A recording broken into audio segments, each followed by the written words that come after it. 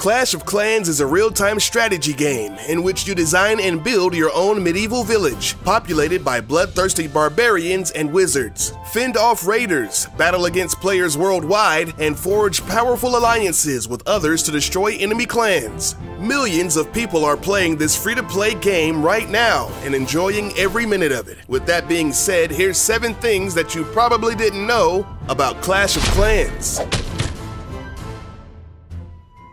The creator of the game is Supercell. The company was founded in Finland in 2010. They are responsible for the hit games Boom Beach, Heyday, and Clash Royale. Supercell is valued at over $5.5 billion.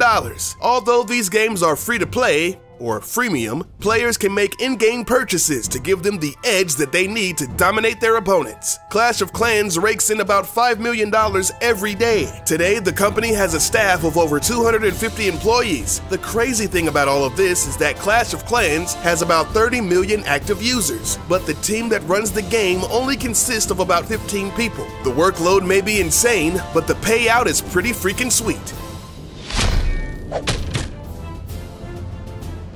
Surprisingly, the game earns most of its revenue from the top 10% of players. Elite players know that the only way to stay on top is to shell out some big bucks. Players are incentivized to pay for wall upgrades, gold, elixir, and expensive archer towers, because if they leave their bases unattended in real time, other players can come along and attack them while they're away, losing trophies and resources. A Clash of Clans player named Panda spent over $7,000 in a single month, and at one time, top Clash of Clans player Jorge Yao spent $250 a week on gems.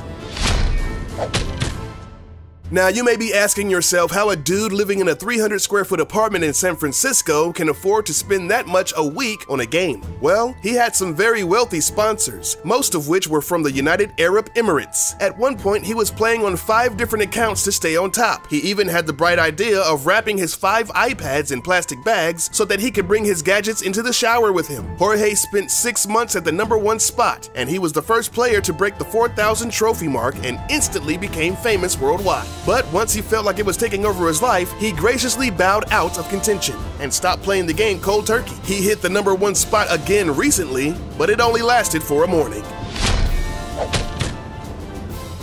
With all this cash flying around, you may be wondering, what do they do with all that money? Well, some of it goes towards marketing purposes. They can afford some big-name celebrities to endorse their game. For Super Bowl 49, they spent $9 million on a 60-second spot starring Liam Neeson. I can't wait to destroy your village while you beg for mercy, but you will get no mercy. I will have my revenge. Liam? Have a scone for Liam? Over here. This ad was the most watched commercial on YouTube in 2015. At the time of this video, it has around 117 million views. Supercell even got Christoph Waltz, the Bond villain himself, to play in a series of commercials. One even featured the late-night sensation James Corden. But not only do celebrities appear in their commercials, they also play the game. Jeremy Lin, Daniel Craig, and Mr. T, just to name a few. Oh, and don't forget about John Cena! But seriously, he does play. Speaking of Mr. T, Supercell is obviously fans of the Fool Pitier himself, so much so that the Pig Rider is modeled after him. The distinctive mohawk and beard is a dead giveaway. The only difference is the voice. Now you got me.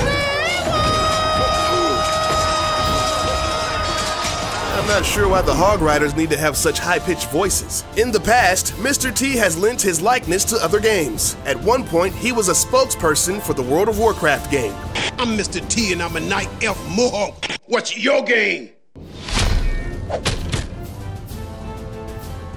Another highly beloved character of the game is the Pika. This seemingly unstoppable force has the strongest armor of any elixir-based troops and the highest damage of any normal unit in the game. The letters P-E-K-K-A don't officially stand for anything in particular. Supercell held a Facebook contest in August of 2012 to see who could come up with the best written-out name for Pika, as judged by the number of likes. The name, Perfect Enraged Knight Killer of Assassins, was the winner. But what is a Pika?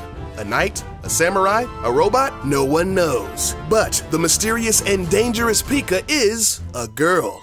On one of the loading screens, there's a tip that reads, "The armor on Pika is so heavy that spring traps do not work on her." Now, some may say that calling a Pika a her is the same as christening a ship as a she, but honestly, at the end of the day, it doesn't matter what gender Pika is. It's still badass. One of the best features people respect about this game is the personal break timer. Basically, if you're playing the game non-stop for an ungodly amount of time, let's say 6 hours, the game automatically kicks you out and makes you take a break, sort of like a cooldown period. Folks have speculated that Supercell did this to deter people from using game-cheating bots, allowing them to stay online and protect their defenses 24/7. But most people think that it's just so people don't die while playing video games. Over the last decade, there have been dozens of well-documented cases of people succumbing to exhaustion, dehydration, and even cardiac arrest while playing non-stop for days on end.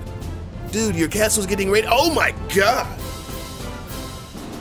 Thanks for watching. We hope you enjoyed this video. If you did, then please leave a thumbs up. Next time you see your buddies, you can blow their minds with some of these amazing facts.